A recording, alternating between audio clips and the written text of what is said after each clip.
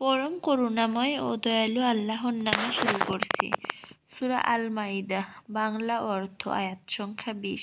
আর যখন মূসা তার কাউমকে বলল, হে আমার কাউম, স্মরণ করো তোমাদের ওপর আল্লাহর নিয়ামত যখন তিনি তোমাদের মধ্যে নবী বানিয়েছেন এবং তোমাদেরকে রাজা বাদশাহ বানিয়েছেন আর তোমাদেরকে দান করেছেন এমন কিছু যা সকল সৃষ্টির মধ্যে কাউকে দান করেননি। আয়াত সংখ্যা 21।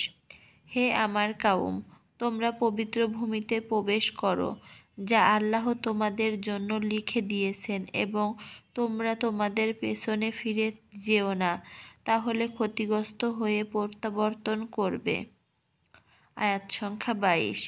তারা বলল, হে মূসা, নিশ্চয়ই সেখানে রয়েছে এক শক্তিশালী জাতি এবং আমরা নিশ্চয়ই সেখানে প্রবেশ করব না যতক্ষণ না তারা সেখান থেকে বের হয়, অতঃপর যদি তারা সেখান থেকে বের হয় তবে নিশ্চয়ই আমরা প্রবেশ করব।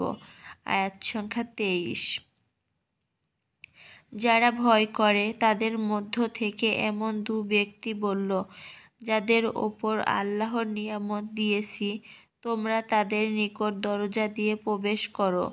যখন সেখানে প্রবেশ করবে তখন নিশ্চয় জয়ী হবে আর আল্লাহর ওপরই তাওয়াক্কুল করো যদি তোমরা মুমিন হও। আয়াত সংখ্যা 24।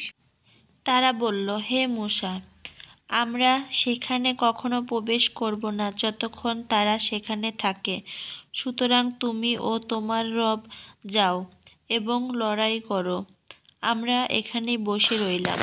আয়াত সংখ্যা 25। সে বলল, হে আমার রব, আমি আমার ও আমার ভাই ছাড়া কারো ওপর অধিকার রাখি না, সুতরাং আপনি আমাদের ও ফাসিক কাউমের মধ্যে বিচ্ছেদ করে দিন।